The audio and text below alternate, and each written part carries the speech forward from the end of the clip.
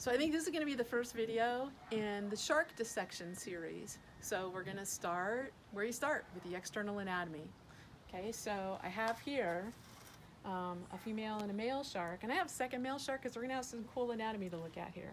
So let's start with the dorsal surface of the female. All right, we'll start at the anterior end and have a look at the rostrum.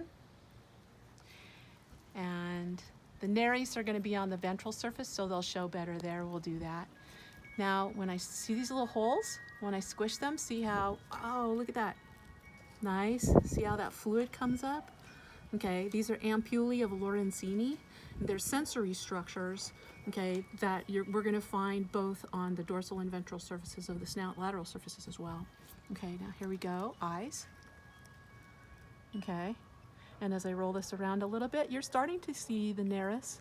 Okay, we'll get a better view on the ventral surface, more Ampullae of Lorenzini. Okay, beautiful spherical here. It's actually homologous with your eustachian canal. Mine too.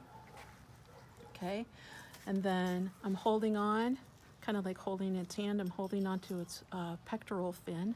It's homologous with our arm. Okay, here's the first external gill opening, second external gill opening, third, fourth, and fifth. These are going to be exits for water leaving the gill chamber. We'll be dissecting that later.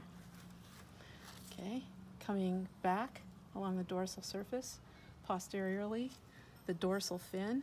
And notice that there's kind of a wound here. Okay, there was a spine, a dorsal spine here. It's pretty characteristic of dogfish. So it would have been sticking up. I mean, it wouldn't have been hooked like this, but it would have been sticking up about like that. And it's been taken off for safety. Okay, again, along the dorsal midline, we have another smaller dorsal fin here. Okay, and then the caudal fin, right, which is really kind of a workhorse in these guys. This is where the propulsion happens that propels swimming. And notice that the powertrain, right, the muscular tail is coming with an asymmetry, kind of a dorsal asymmetry, and we have a longer fin on the dorsal side. So it's called a heterocircle. It's an asymmetrical tail. Okay. Now, before we leave this this kind of posterior area, okay, let's also have a look at some musculature that's been dissected here.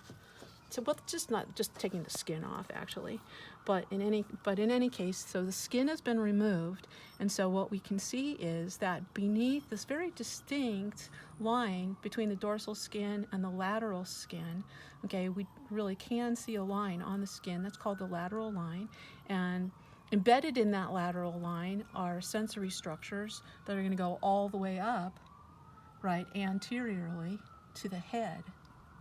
Now, but below that line, right, we also have a demarcation in the musculature as well.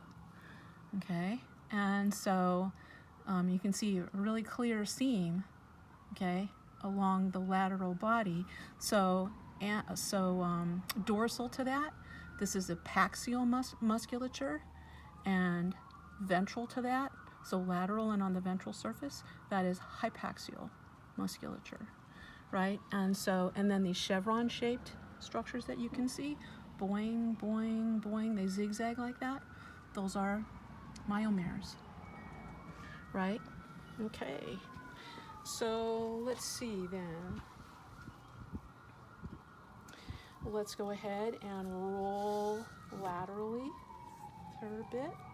Okay, so we get a nice lateral view of these gill slits, external gill slits. We get a much clearer view of the nares here at the rostrum.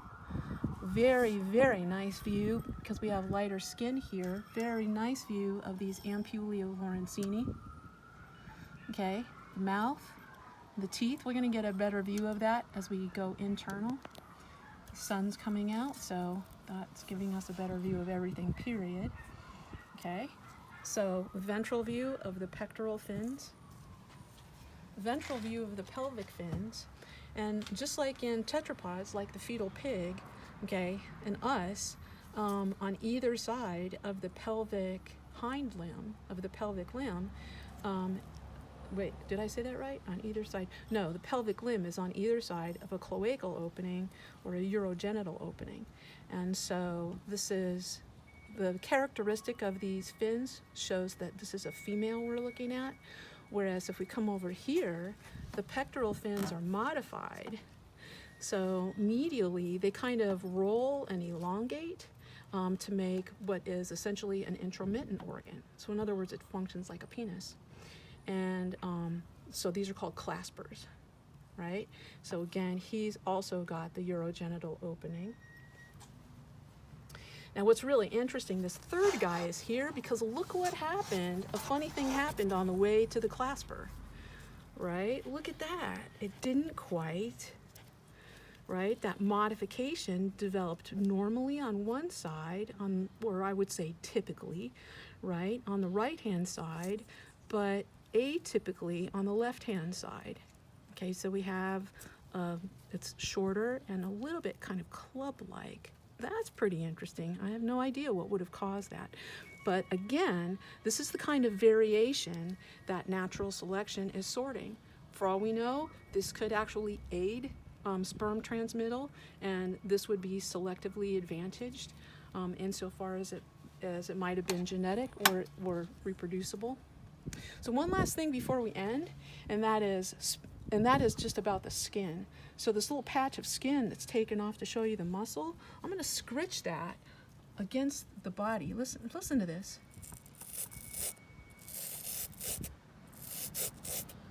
You hear wind and wind chimes, but you hear that scritch? That's because this feels like sandpaper, right? So there's little tiny placoid scales that are made of the same stuff your teeth is. That's it.